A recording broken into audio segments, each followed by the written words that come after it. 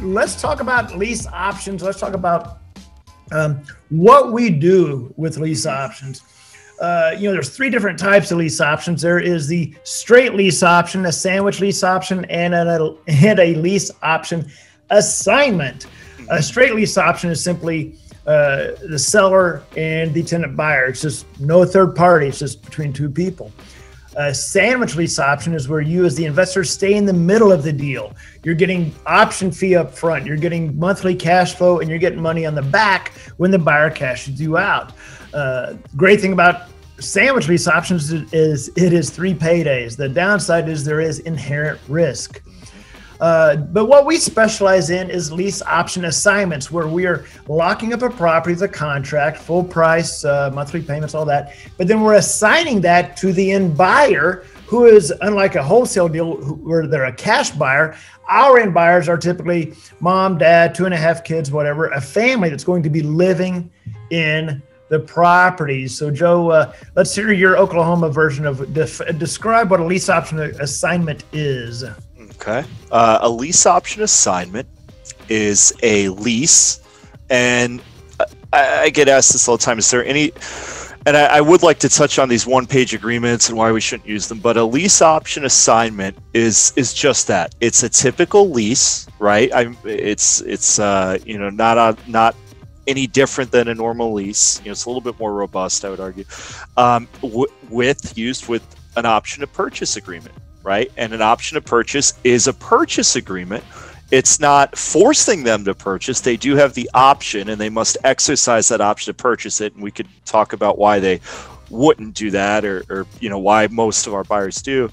But it's simply a lease used in conjunction with an option to purchase agreement. And then we also have an assignment agreement. And these are all individual agreements used as one. They're just stapled together, and then we assign that agreement, just like a wholesaler would, over to our end buyer, right? And then they step in our shoes, and so then they move in the house. They have the lease option purchase agreement. The term is 12 months, sometimes more, depending on the buyer, 12, 18 months, whatever. And then we're working with them, or we're having our lender work with them, or credit improvement company working with them during that lease period, so that they can address whatever's going on or holding them back from financing. And then towards the end of the lease period, they obtain traditional financing and purchase the house just like anybody else would who's pre-approved, right? So it's simply a lease used in conjunction with an option to purchase agreement, and then an assignment agreement to transfer that lease option agreement over to our buyers.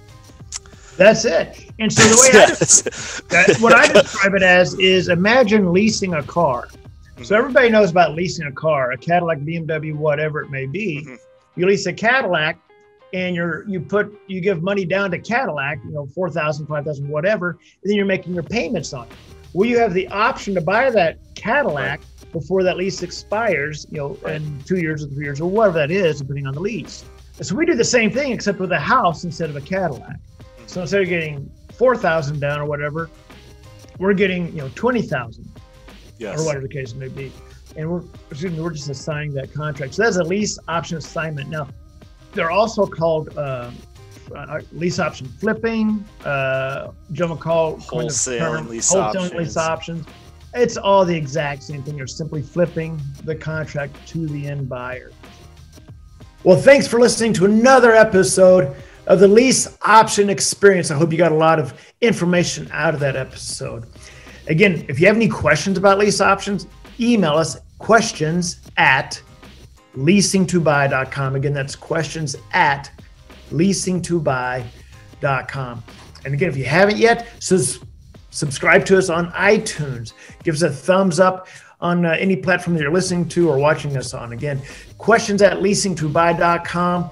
And if you haven't, again, go to leaseoptionclasses.com. Get all your free downloads, a lot of great information, including the steps of lease option, my lease option calculator, my seller price sheet, and even my comparison sheet.